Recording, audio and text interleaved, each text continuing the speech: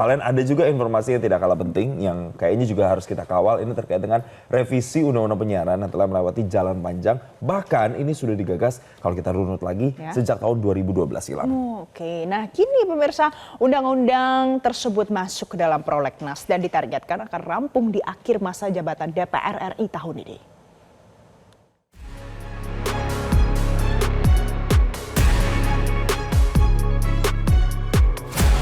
RUU tentang perubahan ketiga atas Undang-Undang Nomor 32 Tahun 2022 tentang penyiaran menjadi RUU yang masuk ke dalam program legislasi nasional prioritas yang diusulkan oleh Komisi 1 DPR RI.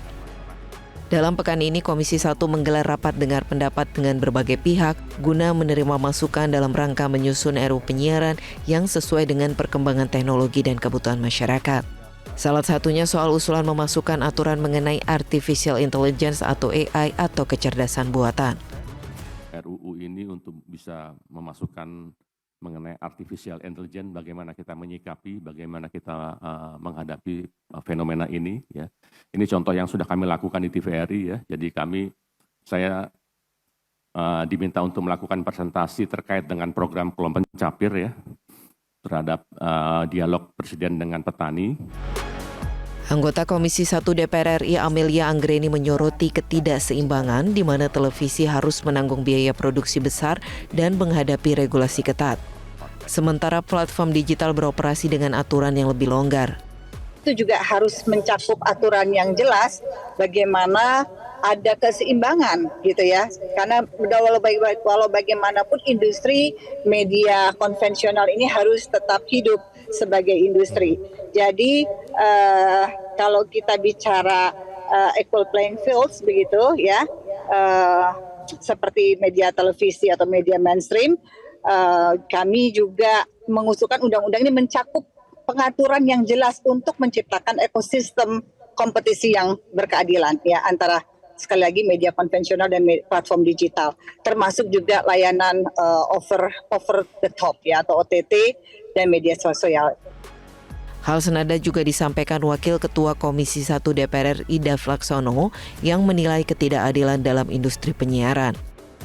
Sementara dengan layanan terestrial yang konvensional itu ada standarisasi yang diterapkan oleh KPI karena ada pendidikannya, terus juga ada aturannya, ada kewajiban yang harus dipenuhi. Nah sementara di platform digital itu tidak ada aturan-aturan yang harus dipatuhi, tidak jelas siapa pengaturnya. Nah inilah yang disuarakan, disampaikan agar ada standarisasi dan juga kesamaan antara semua pihak. Di sisi lain, Ketua Umum Ikatan Jurnalis Televisi Indonesia atau IJTI Heri Kurniawan mendukung upaya DPR dalam merevisi RUU ini. Menurutnya regulasi harus mampu mengantisipasi perkembangan industri media dalam 5 hingga 20 tahun mendatang. Sekarang jumlah media konvensional saja itu berapa sih jumlahnya? Sementara jumlah orang-orang yang bisa melakukan kerja-kerja, tanda petik, kerja jurnalistik tapi bukan jurnalistik berapa banyaknya. Kita tahu bahwa akses internet sudah sangat luar biasa.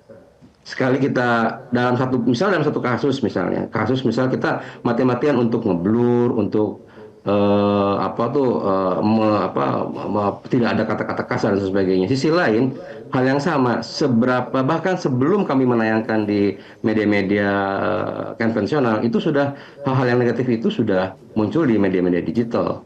Nah, itu persoalan harus dihadapi. Sama juga ketika saat ini, misalnya kita dalam konteks dialog begitu, etikanya sangat luar biasa, karena dikerjakan oleh Metro TV yang kemudian juga terikat oleh undang-undang pers, kode etik dan sebagainya.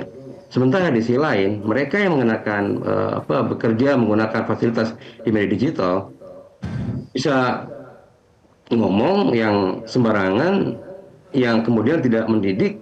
Nah, sementara hal yang negatif tersebut cenderung disukai oleh publik. Maka bagaimana kemudian kami para jurnalis profesional di media konvensional menjalankan tugas sebagai pemadam kebakaran.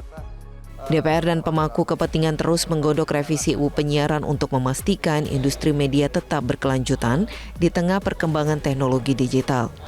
Kesetaraan regulasi antara media konvensional dan platform digital seharusnya mampu mewujudkan ekosistem penyiaran yang adil dan berkualitas bagi masyarakat.